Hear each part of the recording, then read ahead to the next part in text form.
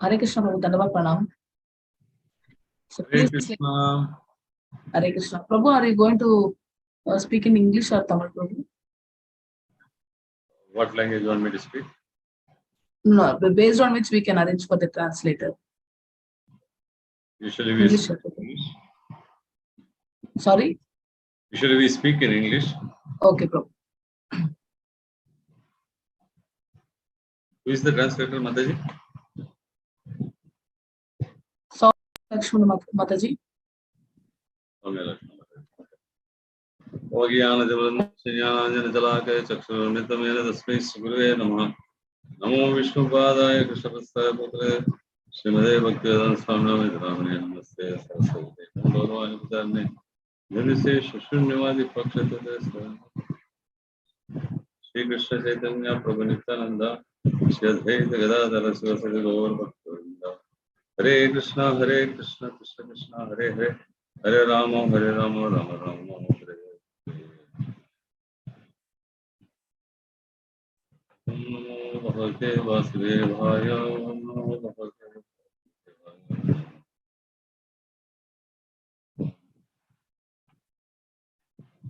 So today I had been given the service of being the association of devotees and sharing some knowledge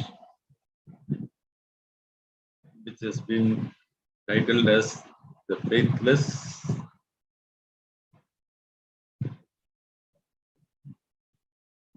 cannot attain Krishna.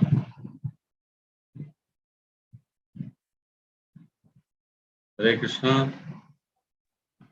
Hare Krishna. Prabhuji, am I doing the translation? That's what I was told. Okay, yes, Prabhuji, okay.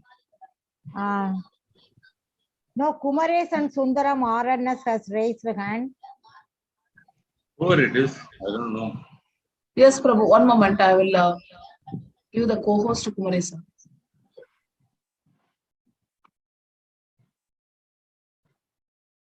Kumaresan Prabhu. Hare Krishna Prabhuji. அன்பர்கள் அனைவருக்கும் வணக்கம். ஹரே கிருஷ்ணா. நாம் இன்று காண இருப்பது பகவத்கீதையின் 9வது அத்தியாயம் 3வது ஸ்லோகம். நம்பிக்கை இல்லாதவர்கள் பக்தியில் முன்னேற முடியாது, கிருஷ்ண பக்தியை பெற முடியாது என்பதே தலைப்பாகும். aśraddadhānāḥ puruṣā dharmasya asya paran-tapa aprāpya nivartante mṛtyu-saṁsāra-vartmani. So the translation goes that those who are not faithful in this devotional service cannot attain me, O conqueror of enemies. Therefore, they return to the path of birth and death in this material world. எதிரிகளை வெல்வோனே, இந்த பக்தி தொண்டில் நம்பிக்கையற்றவர்கள் என்னை அடைய முடியாது.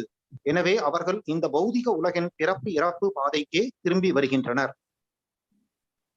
So we are going to basically talk about aśraddadhānāḥ, the people who are not, who doesn't have any faith. அதாவது அஸ்ரத்ததானா என்பது மிக முக்கியமான ஒரு பதமாகும். அதாவது நம்பிக்கையற்றவர்கள். ஸ்ரத்த என்றால் நம்பிக்கை, அஸ்ரத்ததானா என்றால் நம்பிக்கையற்றவர்கள் என்பதே இந்த ஸ்லோகத்தின் முக்கியமான ஒரு பதமாகும். In the creation of the Lord, there are two classes of men: the atheists and the theists. பகவானால் படைக்கப்பட்ட உயிர்வாழிகளில் 2 வகையான மனிதர்கள் இருக்கிறார்கள். ஒன்று பகவான் மீது நம்பிக்கை கொண்டவர்கள், மற்றொருவர்கள் நம்பிக்கையற்றவர்கள். So the atheists are said to be having no faith, and the theists have various degrees of faith in the Lord. பகவான் மீது நம்பிக்கை கொண்டவர்கள் அதாவது ஏத்திஸ்ட், அதாவது நம்பிக்கையற்றவர்கள். அவர்கள் பகவான் மீது நம்பிக்கை எப்பொழுதுமே அவர்களுக்கு இருக்காது. அதுவே பக்தியில் ஈடுபடுபவர்கள் அவர்கள் பகவான் மீது பரிபூர்ண நம்பிக்கை கொண்டிருப்பார்கள். The atheists are faithless on account of their many misdeeds in the present and in the past lives. அந்த பகவானை வழிபடாத ஏத்திஸ்ட் அவர்கள் அவர்கள் பக்தி பகவான் மீது நம்பிக்கை கொண்டிருக்காததன் காரணம் என்னவென்றால் அவர்கள் முற்பிறவியில் அவர்கள் செய்த கர்ம வினையே ஆகும். They said to be in 4 categories. அவர்கள் 4 வகையாக கூறப்படுகிறார்கள். The first one is said to be gross materialists.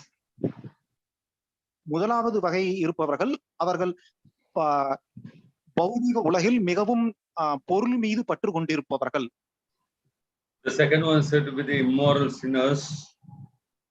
இரண்டாவது வகை அவர்கள் மிக பாவம் செய்தவர்கள். The third is said to be the moodas, or the number 1 fools. மூன்றாவது வகை அறிவிலிகள், அதாவது அவர்கள் ஞானம் அவர்களுக்கு எதுவுமே இருக்காது. The fourth one is said to be those who are bewildered by Maya. நான்காவது வகையாக கூறப்படுகிறவர்கள் அவர்கள் மாயையால் பீடிக்கப்பட்டு இருக்கிறவர்கள்.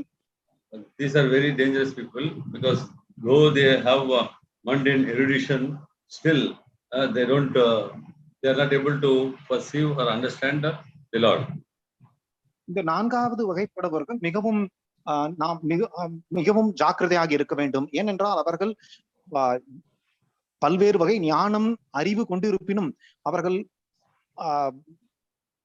பக்தி பகவான் மீது துளி கூட பக்தி இருக்காது, அவர்கள் நம்பிக்கை இருக்காது அவர்களுக்கு. So none of these four types of people ever believe in the Supreme Personality of Godhead. Then what to speak about they offering prayers at His lotus feet? இந்த 4 வகைப்படுபவர்களும் அவர்களுக்கு பகவான் மீது எல்லளவும் பக்தி இருக்காது. அப்படி இருக்கும் பொழுது அவர்கள் எவ்வாறு பகவானின் பாத கமலங்களை பொற்பாதங்களை எவ்வாறு அவர்கள் வணங்குவார்கள்? In the Caitanya-caritāmṛta it is also said that the faithless non-believers do not see what is clearly evident, just as an owl does not see the rays of the sun. அதாவது சைத்தன்ய-சரிதாமிருதாவில் என்ன கூறப்படுகிறது என்றால் அவருக்கு பக்தி இல்லாதவர்கள் எவ்வாறு சூரிய உதயத்தை காண முடியாதோ, அவர்கள் காண்பதில்லையோ, அவ்வாறே பகவானின் சுரூபத்தை அல்லது பகவானின் பராக்கிரமத்தை அவர்களால் உணர்ந்து கொள்ள முடியாது. But the basic problem of the modern civilized man is that he doesn't believe in anything what has been revealed in the scriptures. இந்த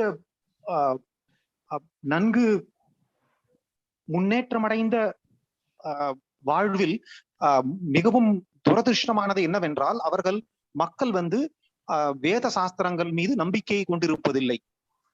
So those who are faithless, the non-believers, cannot make progress in spiritual realization, for they do not understand the spiritual potency of the Lord. ஆகவேதான் பகவான் மீது நம்பிக்கை இல்லாதவர்கள் அவர்கள் இந்த பக்தி வாழ்க்கையில் பக்தி முன்னேற்ற பாதையில் அவர்கள் முன்னேற முடியாது. We can take just an example of a banyan seed, the fruit of a banyan tree. உதாரணத்துக்கு நாம் என்ன சொல்ல வேண்டுமென்றால் ஒரு ஆலமரத்தின் விதையை கூறலாம். So this small fruit of the banyan contains hundreds of seeds, and in each seed is the potency to produce another banyan tree. இந்த ஆலமரத்தின் விதையானது மிகவும் சிறிதாகி இருக்கும். ஆனால் ஒரு மரத்திலேயே ஆயிரக்கணக்கான விதைகள் இருக்கும். ஆனால் ஒவ்வொரு விதையுமே ஒரு மிகப்பெரிய ஆலமரத்தை உருவாக்க தன்மை கொண்டது. And again that banyan tree has the potency to produce millions of such fruits, and those becomes again those fruits can produce seeds which will become again trees. இவ்வாறே ஒவ்வொரு ஆலமரத்திலும் லட்சக்கணக்கான விதைகள் உருவாக வாய்ப்பு இருக்கிறது. அவ்வாறே அந்த ஒவ்வொரு ஆல விதையிலும் ஒவ்வொரு ஆல மரம் வளரும் வாய்ப்பும் இருக்கிறது. So a sane man or a devotee, for a devotee or a sane man, this law of nature is very clearly visible. அதுவே ஒரு தெளிவு இந்த வாழ்க்கையில் தெளிவு கொண்டிருக்கும் ஒரு மனிதனானவன் பகவானை பற்றி நன்கு அறிந்து கொள்ள அவனுக்கு ஞானம் இருக்கிறது, தெளிவு இருக்கிறது அவனிடத்தில். Although we may not know how it works and we may not be, it may be beyond our capacity to understand how it works. Still, we have faith in the laws of nature and how it works we can perceive. இயற்கையின் நியதியானது நமக்கு நன்கு புரிந்து கொள்ள முடியாவிட்டாலும், நன்கு உணர்ந்து கொள்ள முடியாவிட்டாலும், நாம் அதன் மீது நம்பிக்கை கொண்டிருந்தால் நாம் இந்த பக்தியை பெறலாம். So this is just an insignificant example in the Lord's creation which baffles the human beings. இந்த உதாரணமானது பகவானால் படைக்கப்பட்ட பல்வேறு உயிர்வாழிகளில் ஒரு சிறிய உதாரணமாகும். So as we saw in the fourth class of non-believers, those who are believed by Maya despite their mundane erudition is said to be very, very dangerous. நாம் முன்பே கூறப்பட்டுள்ளது போல பகவானை நம்பிக்கையற்றவர்கள், பகவான் மீது நம்பிக்கை இல்லாதவர்கள் 4 வகைப்படுவார்கள் என்று பார்த்தோம். அதில் 4வது வகையானவர்கள், அவர்கள் பல்வேறு ஞானம், அதாவது பௌதீக ஞானம் பெற்றிருந்தாலும் அவர்களிடத்தில் நாம் மிகவும் ஜாக்கிரதையாக இருக்க வேண்டும். ஏனென்றால் அவர்கள் பௌதீக ஞானம் இருக்கும், ஆனால் பகவான் மீது துளி கூட பக்தி இருக்காது, நம்பிக்கை இருக்காது. So if one doesn't have that full complete conviction that simply by serving the Supreme Lord, Śrī Kṛṣṇa, one can achieve all perfection, then the human form of life becomes best. ஒருவனுக்கு பகவான் பரம புருஷரான புருஷோத்தம பகவான் ஸ்ரீ கிருஷ்ணன் நம்மை காப்பார், அவரே நமக்கு முழு முதற் கடவுள் என்று முழுவதுமாக ஞானம் இல்லாவிட்டால் ஒருவன் இந்த அரிய மனித பிறவி எடுத்ததற்கான நோக்கம் அடைய முடியாது. So it has been explained in the Śrīmad-Bhāgavatam, the 4th canto, that by yatādharor mūla nishchayana, by giving water to the root of a tree, one satisfies all the parts of the tree. இதனையே ஸ்ரீமத் பாகவதத்தில் 4வது கண்டம் 3வது அத்தியாயம் 14வது ஸ்லோகத்தில் யதா தரோர் மூல நிச்சயன, அதாவது ஒருவன் ஒரு மரத்தை வளர்க்க வேண்டும் என்றால், ஒரு விருட்சத்திற்கு வளர்க்க வேண்டும் என்றால் அவன் அதனுடைய வேர்களுக்கு நீர் ஊற்றினாலே போதும், அந்த விருட்சமானது அனைத்து சக்திகளையும் கொண்டு முழுவதுமாக வளரும்.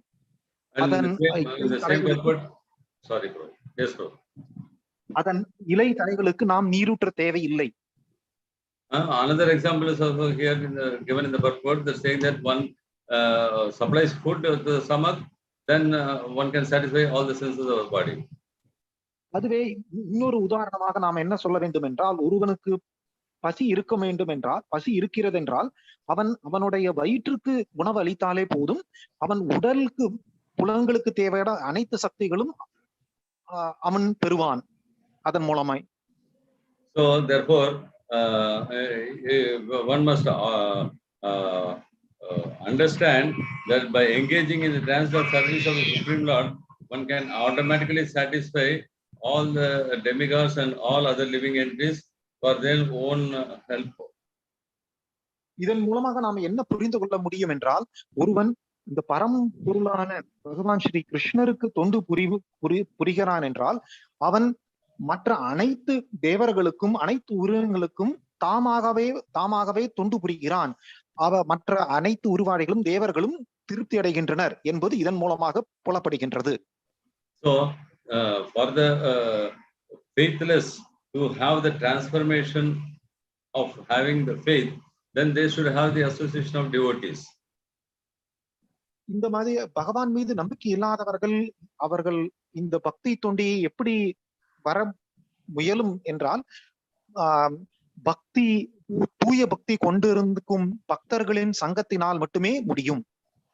So there can be a different class of devotees, but still the association with the devotees can bring a change in their heart and make them have some faith in the Lord. பக்த சங்கத்தின் மூலமாகவே ஒருவர் பிறப்பிலும் முற்காலங்களிலும் பக்தி பகவான் மீது அவநம்பிக்கை கொண்டிருப்பவர்கள் ஆனாலும் இந்த பக்த சங்கத்தினால் மூலமே அவர்கள் பகவானை புரிந்து கொள்ள வாய்ப்பு கிடைக்கும் அவர்களுக்கு. Actually, the devotee has nothing to strive for himself, but he only serves for the pleasure of the Lord. ஒரு பக்தனானவன் அவனோட புலன்களுக்காக அவன் கர்மவினை ஆற்றுவது கிடையாது. அவன் செய்யும் அனைத்து செயல்களும் பகவான் ஸ்ரீ கிருஷ்ணருக்கு திருப்தி அடையும் வகையிலேயே அவன் அனைத்து செயல்களையும் செய்கின்றான். Such pure devotees receive the knowledge from the right sources. That is to say, they receive the knowledge in the disciplic succession from realized source. அத்தகைய தூய பக்தர்கள் அவர்கள் எவ்வாறு இந்த ஞானம், அவர்கள் எவ்வாறு இந்த அருள் கிடைக்கிறது என்றால் டிசிப்ளிக் சக்சஷன், அதாவது குரு பரம்பரை சீடை, குரு பரம்பரை சீடைகள் அவர்கள் மூலம் அவர்களின் அருளாலே தான் அவர்கள் இந்த ஞானம், இந்த அருளை, பகவானின் அருளை பெற முடிகிறது. So for any person, whether he is having faith or he is not having faith, it is not possible to know the transcendental nature of the divinity by dint of one's own imperfect senses. ஒருவனுடைய புலன்கள் சுத்தமாக அதாவது பூரணத்துவம் இல்லாத காரணத்தினால் அவன் எத்தகைய முயற்சி செய்தாலும் அவன் பகவானின் பராக்கிரமங்களை முழுவதுமாக புரிந்து கொள்ள இயலாது. So the divinity is revealed to one only in proportion to the transcendental service which he renders.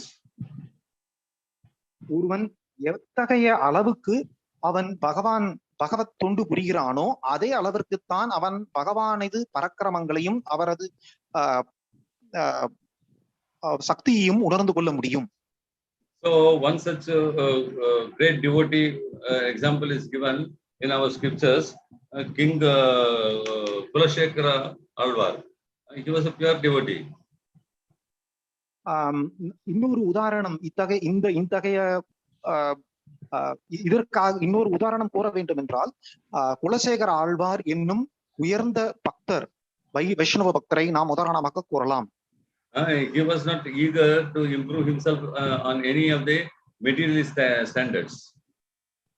அவர் ஒரு மிகப்பெரிய அரசராக இருந்த காரணத்திலும் கூட அவர் எந்த வகையிலும் தனது சுகபோகங்களை உயர்த்தி கொள்ள அவர் முற்பட்டது கிடையாது. So pious acts may lead mundane person towards the path of spiritual realization, but practical activity in performing devotional service only leads one nearer to the Lord. ஒருவன் புண்ணிய செயல்கள் மூலம் புண்ணியத்தை அடைய முடியுமே தவிர பக்தி தொண்டு புரிந்தால் மட்டுமே அவன் பகவானை நெருங்க முடியும். A pure devotee does not think in terms of his personal gain or loss because he is fully surrendered. ஒரு தூய பக்தனானவன் அவனுக்கு நல்லது கெட்டது அல்லது அவனுக்கு தேவையானது அவனுடைய சுகபோகங்களை அவன் எப்பொழுதுமே கருதுவது கிடையாது. பகவானை திருப்தி அடைவதே அவனது ஒரே குறிக்கோள். He is only concerned about service to the Lord and always engages in that service. அத்தகைய தூய பக்தனுக்கு என்ன ஒரே குறிக்கோள் என்றால் பகவானுக்கு சேவை கைங்கரியம் புரிவதே அவனது முழுமுதற் குறிக்கோள். In this way his heart becomes the home of the Lord.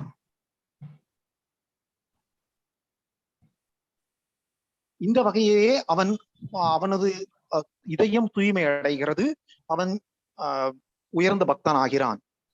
How it can happen? By doing service to the Lord. How the person who is rendering the service, how his heart can become the home of the Lord. அவ்வாறு ஒரு தூய பக்தன் எவ்வாறு ஒரு பகவானின் கோயிலாக அவனுடைய ஆத்மா எவ்வாறு பகவானது கோயிலாக மாறுகிறது என காணலாம் இப்பொழுது.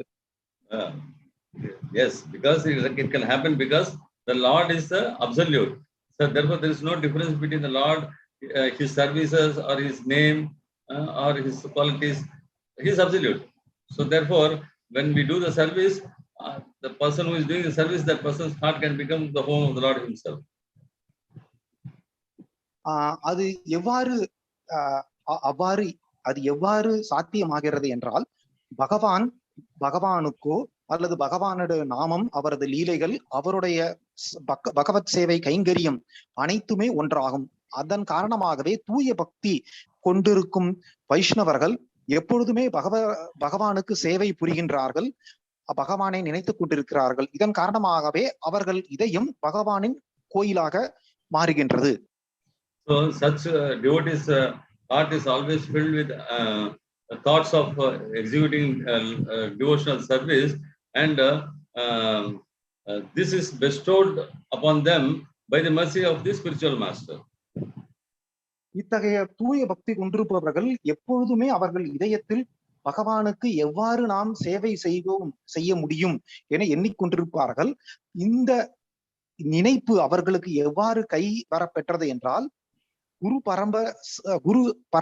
குரு சீட பரம்பரையின் அருளினால் மட்டுமே இது கைகூடுகின்றது. So when a faithless person, when he wants to when a faithless person has to get faith, then he has to make association with the pure devotees, and through the spiritual master he can understand the importance of building up faith, Shraddha. ஒருவன் இவ்வாறு பகவான் மீது அவநம்பிக்கை கொண்டிருந்தாலும் அவன் பகவான் மீது எவ்வாறு நம்பிக்கை வளர்த்து கொள்ள முடியும் என்றால், ஒன்று அவன் இத்தகைய பக்தர்களின் சங்கத்துடன் இருப்பது, இரண்டாவது அவன் குரு சீட பரம்பரை வழி வந்த ஆன்மீக குருவை சரணடைந்து அவர்கள் கூறும் வழிமுறைகளை பின்பற்றுவது. இந்த அருளால் மட்டுமே அவர்களுக்கு பகவான் மீது நம்பிக்கை கைவரப்பெறும். So in the process of choosing association, one must be very careful not to have the association of impersonalists or mayavadis. இத்தகைய பகவத் சங்கம், அதாவது பக்த சங்கம் ஒருவர் ஏற்படுத்தி கொள்ளும் பொழுது மிகவும் ஜாக்கிரதையாக இருக்க வேண்டும். ஏனென்றால் அவர்கள் மாயாவாதிகள் அல்லது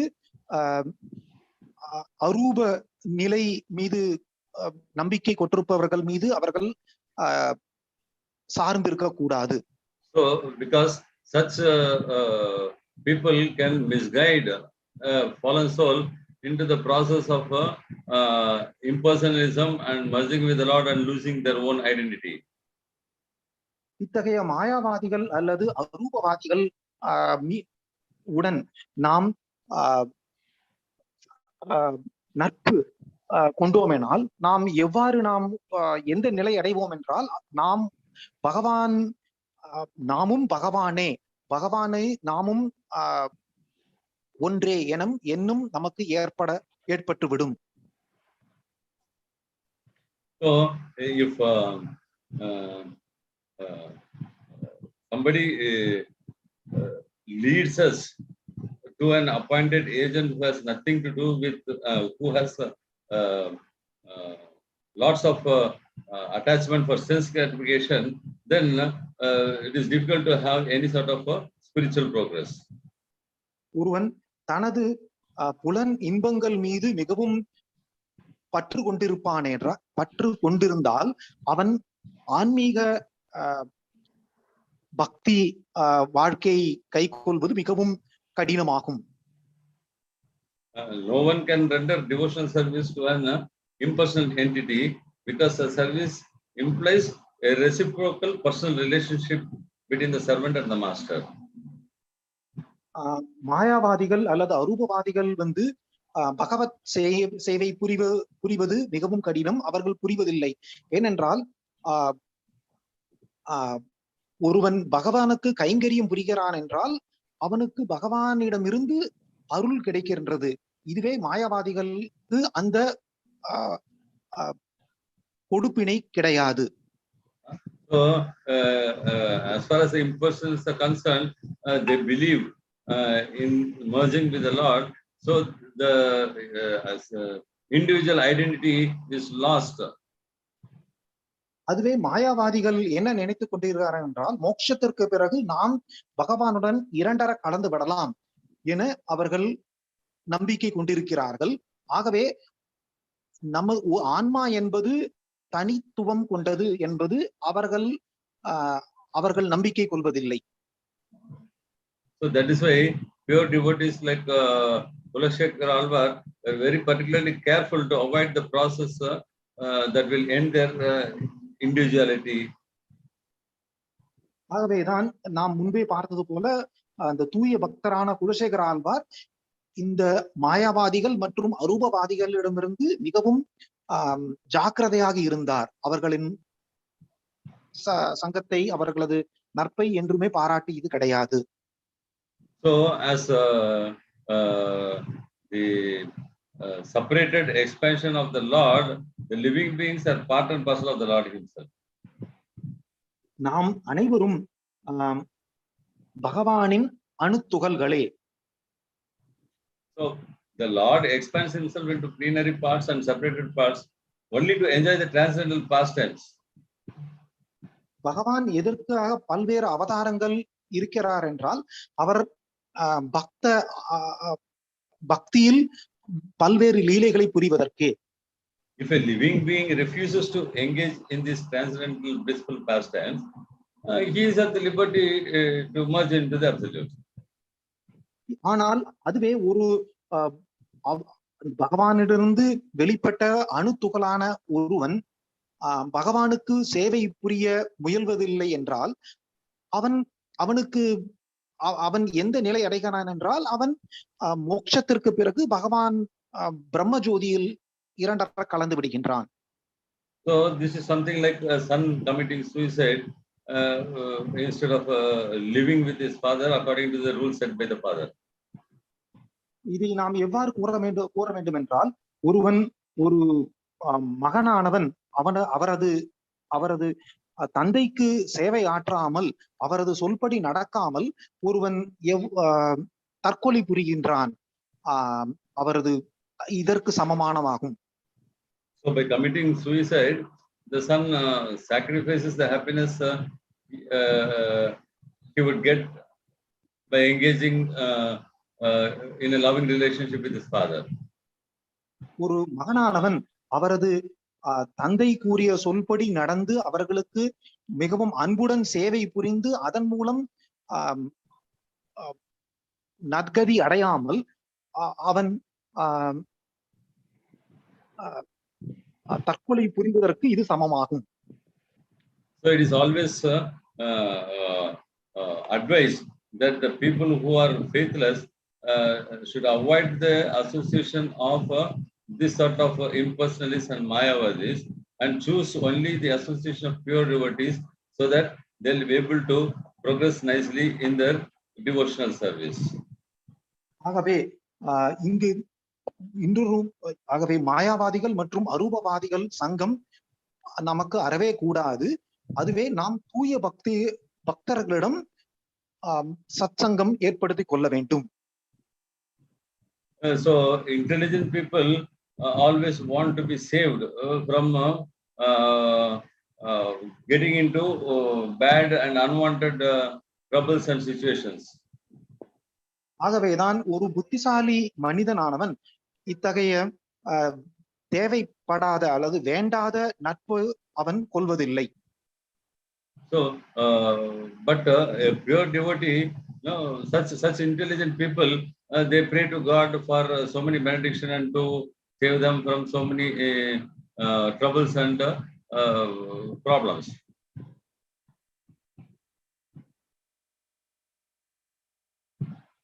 இதுவே ஒரு தூய பக்தனானவன் அல்லது நல்ல ஞானம் பெற்றிருப்பவன் அவன் பகவானுக்கு பல்வேறு சேவைகள் புரிந்து. Sorry, that pure devotee was mispronouncement. As I was just talking about the intelligent person who wants to save himself from trouble. He prays to the Lord to give so many benedictions. ஆகவே ஒரு ஞானம் நல்ல அறிவார்ந்தவன் என்ன செய்கிறான் என்றால் அவன் பல்வேறு பகவானுக்கு பல்வேறு வகையான கைங்கரியங்கள் செய்து அவன் அதன் மூலம் நன்மை பெறுகின்றான். So, but a pure devotee does not pray in this way. ஆனால் அதுவே ஒரு தூய பக்தன் இவ்வாறு அவன் பகவானிடம் வேண்டுவது கிடையாது. தனக்கு நன்மைகள் வேண்டும் என அவர் வேண்டுவது கிடையாது. So a pure devotee looks equally upon happiness enjoyed in heaven, the transcend becoming one with the Lord, and the tribulations experienced in the hell. ஒரு தூய பக்தனானவர் அவன் நரகத்தில் கஷ்டப்பட்டாலும் சரி அல்லது உயர்ந்த சொர்க்கத்தில் மிகவும் மகிழ்ச்சி அடைந்தாலும் இருந்தாலும் சரி எத்தகைய செயலையும் அவன் ஒன்றாகவே பார்க்கிறார். Such pure devotee is not concerned with any of these activities because he is always engaged in the transcendental service of the Lord. அத்தகைய தூய பக்தரானவர்கள் அவன் சுக துக்கம் நல்லது கெட்டது என பிரித்து பார்ப்பது கிடையாது. அனைத்து நேரத்திலும் அவர் பகவானுக்கு சேவை புரிகின்றார். So such devotee, even if he is in the hell, by the grace of the Lord, he will be able to adjust the situation and turn it into Vaikuntha by his own deeds of service. ஆகவே இத்தகைய தூய பக்தி இருப்பவர்கள் அவர்கள் நரகத்தில் பல்வேறு கஷ்டப்பட்டாலும் அவர்கள் பகவானை நினைத்து கொண்டு பகவத் சேவையை புரிந்து கொண்டு அந்த இடத்தை கூட அவர்கள் வைகுந்தமாக மாற்றி விடுகிறார்கள். So Bhagavad Gita and other revealed scriptures say that Lord accompanies every living being in his as Paramatma. பல்வேறு வேத சாஸ்திரங்கள் என்ன கூறுகிறது என்றால் ஒவ்வொரு உயிர்வாழிகளுடனும் பகவான் பரமாத்மா என்னும் ரூபத்தில் உடன் இருக்கின்றார் என கூறுகின்றது. So therefore, even a living being destined to live in the hell is accompanied by his eternal companion, the Paramatma. ஆகவே ஒருவன் நரகத்தில் இருந்தால் கூட அவன் கூட பகவான் பரமாத்மா என்னும் ரூபத்தில் உடன் இருக்கிறார். So, but by his own inconceivable powers, the Lord remains aloof from these hellish circumstances, just like the sky remains separate from the air, although seemingly they seem to be mixed with. எவ்வாறு ஒரு வானம் நமக்கு நம் அருகில் இருந்தால் இருக்கும் மாதிரி தோற்றம் அளித்தால் கூட அது தூரத்தில் இருக்கின்றது. அது போலவே ஒரு பக்தனானவன் நரகத்தில் இருந்தால் கூட அவர் அந்த நரகத்தின் பாவங்களோ அல்லது அதனுடைய விளைவுகள் பகவானுக்கு என்றும் ஆட்படுவது கிடையாது. பகவான் அதற்கு ஆட்படுவது கிடையாது அத்தகைய செயல். So similarly, just as the sky remains separate from the air, the devotee also remains from all the material pleasures, even though he is living in the mundane world.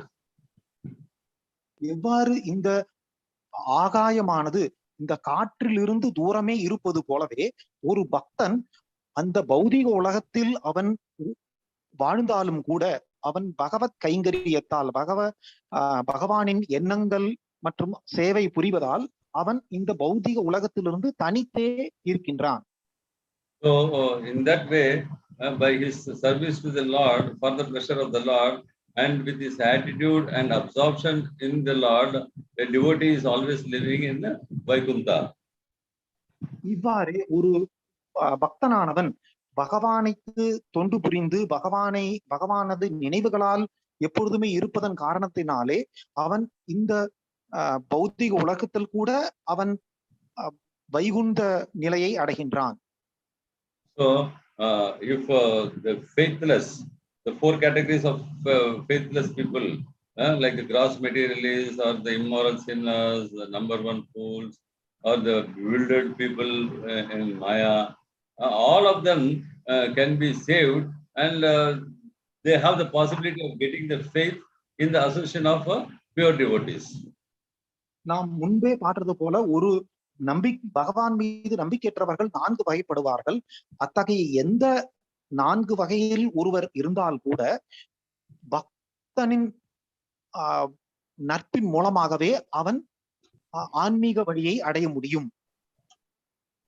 So as far as the development of faith is concerned, one who is well versed in the literatures of devotional service can get that from faith.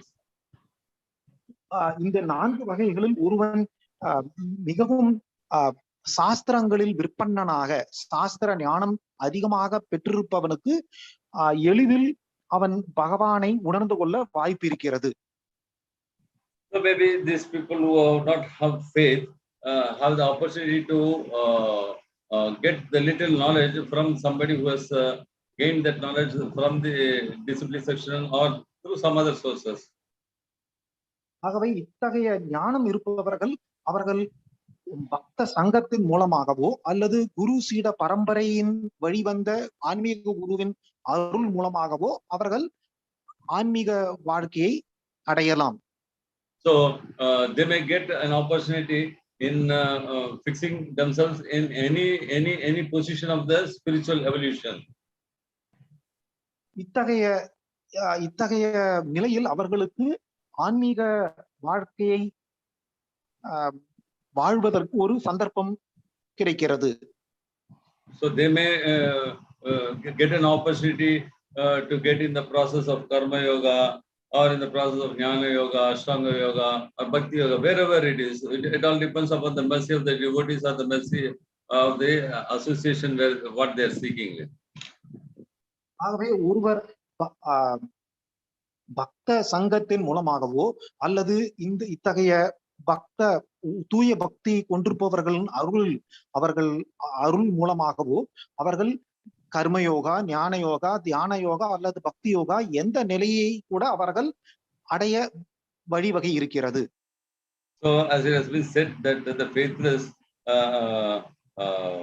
has attained that position because of their own misdeeds in their past and present lives.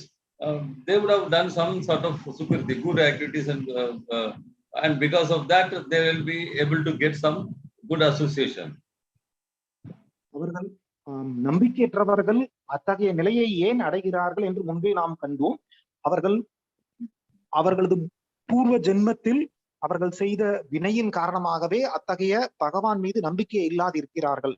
அப்படி இருந்தாலும் அவர்கள் சுக்ருதி சிறிதேனும் அவர்கள் நற்காரியம் அல்லது புண்ணிய செயல் புரிந்த காரணத்தினால்தான் அவர்கள் பக்தர்களின் நட்பு ஏற்பட்டு அதன் மூலம் அவர்கள் பகவானின் கடாட்சம் பெற முடிகிறது. At times even Supreme Personality of God himself helps the human race to have that evolution by improving their faith. சில சமயம் sorry Prabhuji, can you please repeat, like your voice got break? Sometimes the Lord himself comes forward and paves the way for the people to have spiritual evolution. இத்தகைய சில சமயங்களில் பகவானே அவர்களுக்கு நேரடியாக எழுந்தருளி அவர்கள் நற்கதி அடைவதற்கு ஆன்மீக வழியை அடைவதற்கு உதவி செய்கின்றார். The example what has been given in Śrīmad-Bhāgavatam is Lord Buddha. ஸ்ரீமத்-பாகவதத்தில் இதற்கு உதாரணமாக என்ன கூறப்படுகின்றது என்றால் பகவான் புத்தரை உதாரணமாக கூறுகின்றது. So the Lord appeared to save the human race when the entire human race was degrading. They were indulging in all sorts of animal killing and enjoying the flesh eating in the disguise of doing Vedic sacrifices.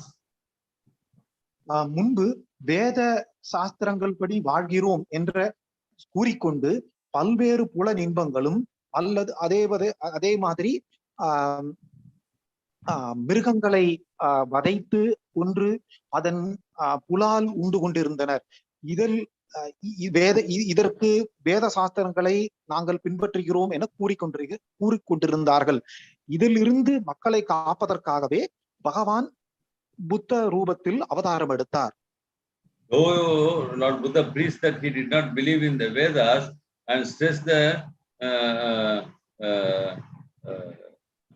importance of non-violence, still it was the plan of the Lord to save the people from a very, very degraded situation.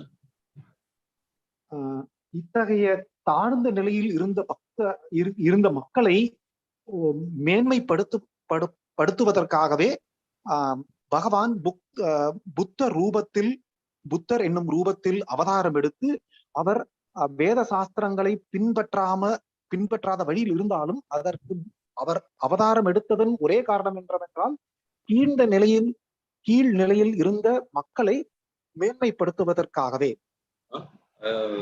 Less intelligent people of Kali who had no faith in God followed his principle. ஆகவே இந்த கலியுகத்தில் பகவான் மீது நம்பிக்கையற்று வாழ்ந்தவர்கள் இந்த வழியை புத்தரின் வழியை பின்பற்றினார்கள். So as per the time, place and circumstance, the people were trained in moral discipline and non-violence. இவ்வாறே கால நேர சந்தர்ப்பங்களின்படி பல்வேறு இடங்களில் மக்கள் இந்த அகிம்சையை போதிக்கப்பட்டார்கள், அகிம்சை வழி வாழ போதிக்கப்பட்டார்கள். These principles paved the preliminary steps for proceeding further towards the path of God realization. இத்தகைய வாழ்க்கை முறையானது ஒருவரின் பக்தி வாழ்க்கை பாதையில் மிகவும் முதல் நிலை என கூறலாம். So such deluded atheists, because of their atheistic faith, they chose to follow Lord Buddha, who was incarnation of God himself. அவர் புத்தர் அவதாரம் பகவானின் ஒரு அவதாரம் தான். இருந்தாலும் பகவான் மீது நம்பிக்கை அற்றிருந்தவர்கள் அவர்கள் புத்தரின் வழியை பின்பற்றினார்கள். Thus the faithless people were made to believe in God in the form of Lord Buddha. ஆகவே இந்த பகவான் மீது நம்பிக்கை இருந்தவர்கள் பகவானின் அவதாரமான புத்தரை மீது நம்பிக்கை கொண்டிருந்தார்கள். So that was the mercy of the Lord. He made faithless people to have some faith. இதுவும் பகவானின் ஒரு கருணையே. அதாவது பகவான் மீது நம்பிக்கை அற்றவர்கள் மீது அவர் கொண்டிருந்த கருணையை காரணமாகத்தான் அவர் புத்த அவதாரம் எடுத்தார். So as it has been said in the Bhagavad Gita, yada yada hi dharmasya, whenever there is the dharma is vanquished and the Lord appears to save the devotees and to give an upliftment to the fallen souls. எவ்வாறு பகவத்கீதையில் கூறப்பட்டிருக்கிறதோ, எந்தெந்த காலத்தில் அதர்மம் உயர்கின்றது, பக்தர்கள் கஷ்டப்படுகிறார்களோ அவர்களை காப்பதற்காக, அதர்மத்தை அழிப்பதற்காக பகவான் அவதாரம் எடுக்கிறார். So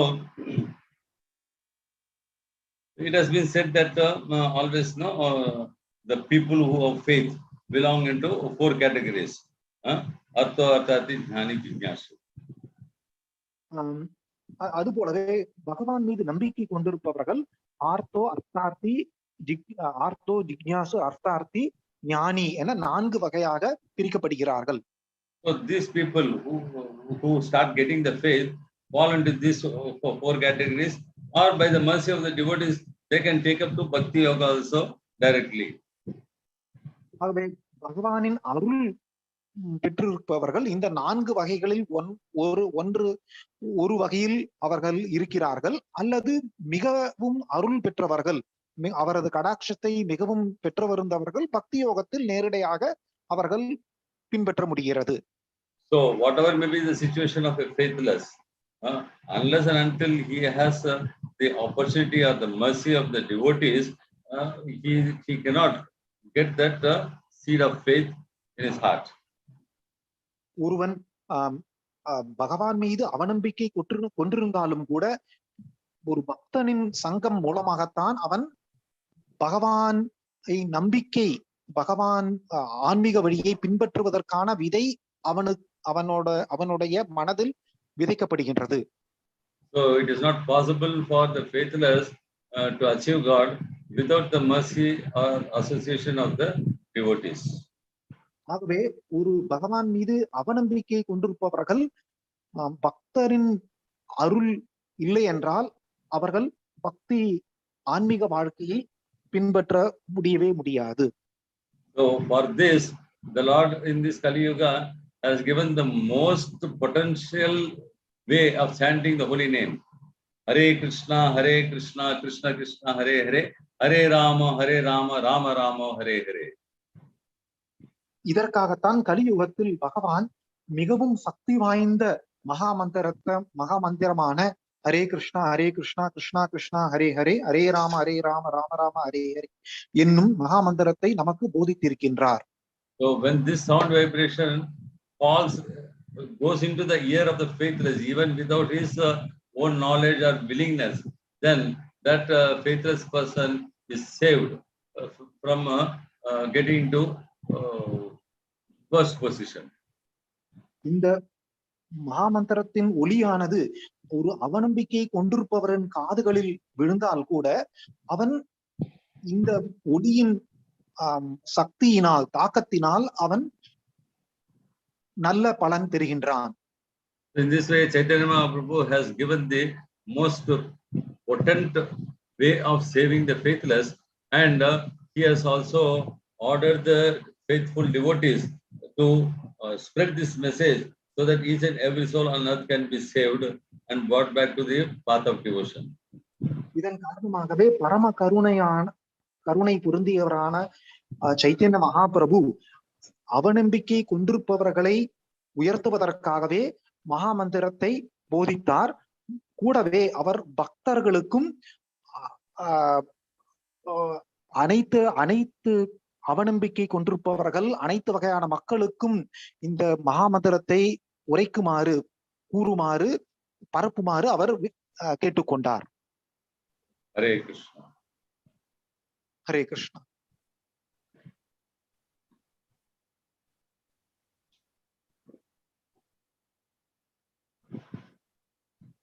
ஹரே கிருஷ்ணா. பக்தர்களே, தங்களுக்கு ஏதாவது வினா இருக்கிறதா, கேள்வி இருக்கிறதா?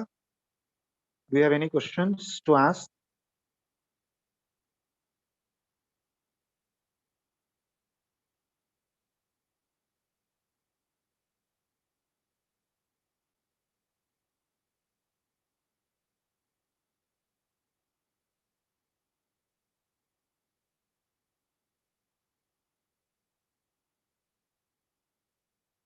சந்தேகங்கள் அல்லது கேள்வி இருந்தால் இந்த ஜூம் செஷனில் அவர்கள் கைகளை உயர்த்தலாம்.